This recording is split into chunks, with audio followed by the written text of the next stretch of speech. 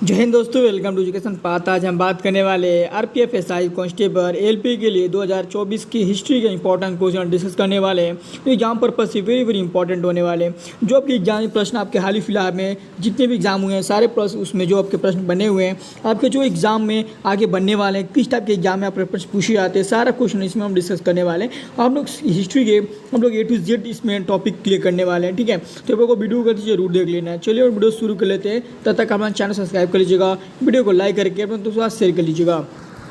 आप यहाँ पे देख सकते हैं किस किस एग्जाम में आपके प्रश्न पूछे गए हैं। हम लोग आज वैदिक सभ्यता के सारे क्वेश्चन डिस्कस करने वाले हैं। तो वैदिक सभ्यता से आपके यहाँ भी जो भी प्रश्न एग्जाम में पूछे जाते हैं आप देख सकते हैं। जैसे सीजल 2023-2024 सारा प्रश्न आपको जो भी एग्जाम में आपके प्रश्न बने हुए हैं सारा क्वेश्चन SSC GD स्टेनोग्राफर सारा क्वेश्चन हम लोग आपका इसमें से डिस्कस कर लेंगे। ठीक है, कोई एग्जाम के इससे बाहर आपका एग्जाम में आपका इससे प्रश्न नहीं पूछेगा। तो हम लोग सारा प्रश्न इसमें डिस्कस करने वाले हैं वैदिक सभ्यता के।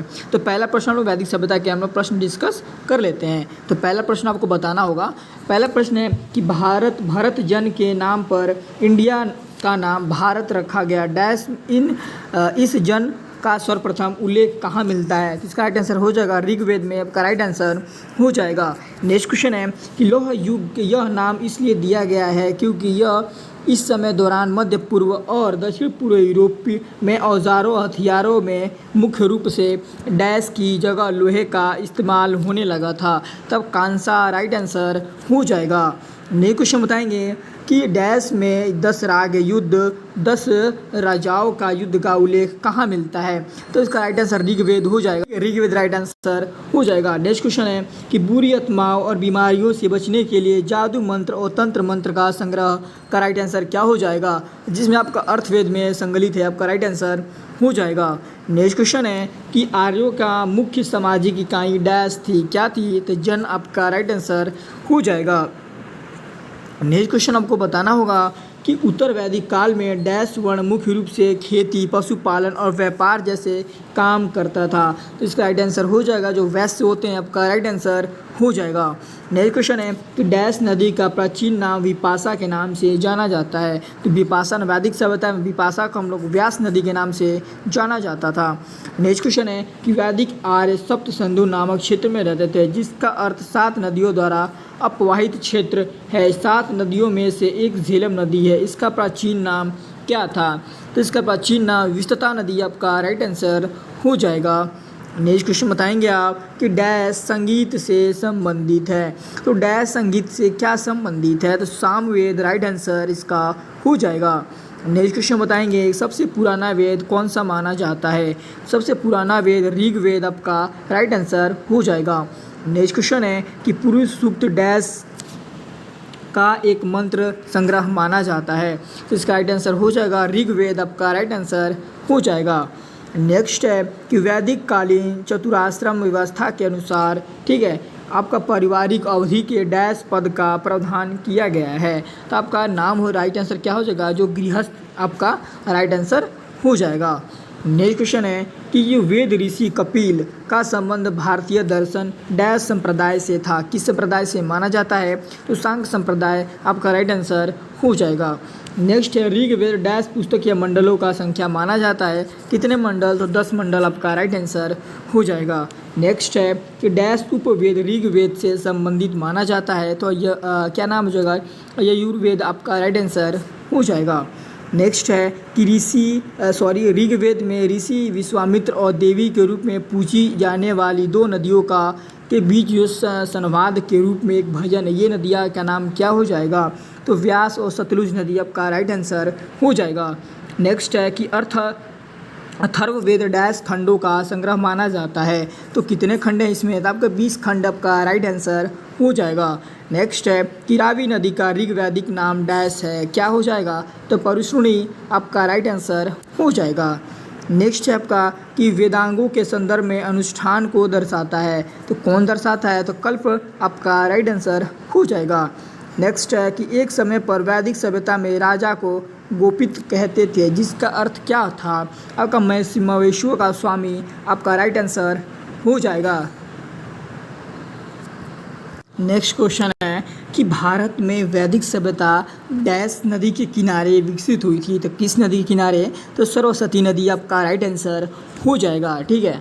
तो हम लोगों ने हम लोग वैदिक सभ्यता के सारे क्वेश्चन डिस्कस कर चुके हैं। तो हम लोग महाजनपद काल के बारे में हम लोग क्वेश्चन जो भी प्रश्न आपसे एग्जाम में पूछे गए हैं सारा क्वेश्चन एक बार डिस्कस कर लेते हैं। ठीक है, तो चलिए पहला प्रश्न आपको बताना होगा कि मगध महाजनपद डैश के नदियों से घिरा हुआ है। तो किस नदी से?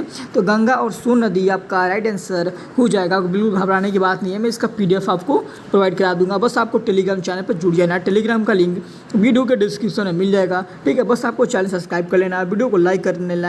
बस आप कितना सा आप कर लेंगे तो बस इससे बहुत मोटिवेशन मिलती है आपको। बस इतना आपको इतना वीडियो को लाइक करके चैनल सब्सक्राइब कर लीजिएगा। ठीक है, चलिए नेक्स्ट क्वेश्चन बताएंगे आप कि वजी महाजनपद की राजधानी क्या थी? तो क्या थी? वैशाली आपका राइट आंसर हो जाएगा।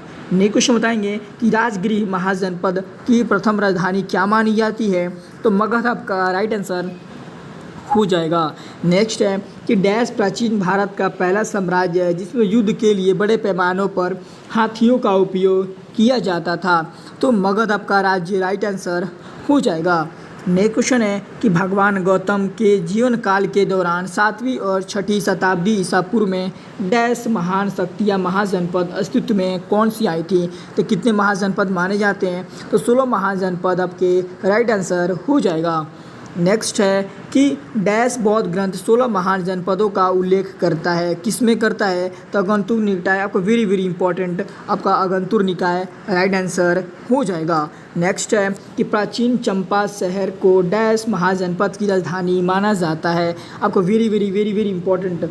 ठीक है, बहुत एग्जाम में आपके एग्जाम पूछा है। हाल ही फिलहाल में बहुत सारे एग्जाम में आपसे ये प्रश्न आपसे पूछा गया। प्राचीन चंपा शहर आपका अंगराज आपका अंग जो महाजनपद राजधानी आपका राइट आंसर हो जाएगा। ठीक है, ऐसे GD में आया था, आर्मी अग्निवीर में आया था। ठीक है, बहुत सारे एग्जाम में आपके यहाँ से प्रश्न आपके पूछा गया था। ठीक है, नेक्स्ट क्वेश्चन बताएंगे आप मगध का उत्कर्ष के बारे में लोग क्वेश्चन पढ़ने वाले हैं। तो मगध मौर्य वंश का पहला प्रश्न आपका कि मौर्य वंश ने डैश राजा वंश के बाद मगध पर शासन किया था? तो नंद राजवंश आपका राइट आंसर हो जाएगा। नेक्स्ट है कि बिंबसार ने राजवंश के राजा के उपचार के लिए राजवंश जीविक को भेजा था। किसको भेजा था? तो अवंती राइट आंसर हो जाएगा। नेक्स्ट है कि मगध सम्राट डैश ने अंग को अपने साम्राज्य का हिस्सा बनाया था। किसको बनाया था? तो बिंबसार इसके लिए राइट आंसर हो जाएंगे। नेक्स्ट है कि बिंबसार डैश वंश के राजा माने जाते हैं। तो हर्यक वंश के राइट आंसर हो जाएगा। नेक्स्ट है कि प्राचीन चिकित्सा जीविक की नियुक्ति डैश के दरबार में की गई थी। तो जीविक की नियुक्ति कहाँ की गई है? तो बिंबसार के दरबार में राइट आंसर हो जाएगा। हर्यक वंश के मगध पर पहले शासक डैश के माने जाते हैं। तो बिंबसार आपके राइट आंसर हो जाएगा। नेक्स्ट है कि नंद वंश का अंतिम शासक कौन सा माना जाता है? तो नंद वंश का अंतिम शासक घनानंद राइट आंसर हो जाएगा। नेक्स्ट है कि हर्यक वंश का शासक अजातशत्रु का डैश का पुत्र था। अजातशत्रु किसका पुत्र माना जाता है? तो बिंबसार का पुत्र माना जाता है। राइट आंसर इसका हो जाएगा। नेक्स्ट है कि 4ठी शताब्दी ईसा पूर्व में मगध की राजधानी को डैश स्थानांतरित कर दिया गया था। तो पाटलिपुत्र इसकी राजधानी हो जाएगी। राइट आंसर पाटलिपुत्र हो जाएगा। ठीक है, हम लोगों ने यहाँ तो बहुत सारे क्वेश्चन डिस्कस कर चुके हैं, लगभग 50 क्वेश्चन तक। ठीक है, हम लोग नेक्स्ट वीडियो में तब तक हम लोग नेक्स्ट जो क्लास में हम लोग जैन धर्म के जैन धर्म, बौद्ध धर्म और भागवत शैव धर्म सारे क्वेश्चन इस पर जो भी इंपॉर्टेंट होंगे सारे क्वेश्चन अगली वीडियो में हम डिस्कस करने वाले हैं। तब तक आप चैनल सब्सक्राइब कर लीजिएगा और बेल आइकन दबा लीजिएगा, क्योंकि कब नोटिफिकेशन मिल जाएगा आपको, वीडियो कब आपको आती रहेगी। आपको पहली बात आपको इसका PDF चाहिए तो मेरा टेलीग्राम चैनल पर ज्वाइन कर लीजिएगा। इसका प्रॉपर मैं PDF आपको प्रोवाइड करा दूँगा। ठीक है, बस आपको टेलीग्राम चैनल को ज्वाइन कर लीजिएगा और ठीक है, वीडियो को लाइक करके चैनल सब्सक्राइब कर लीजिएगा। मिलते हैं नेक्स्ट वीडियो में, ध्यान रखें। जय हिंद।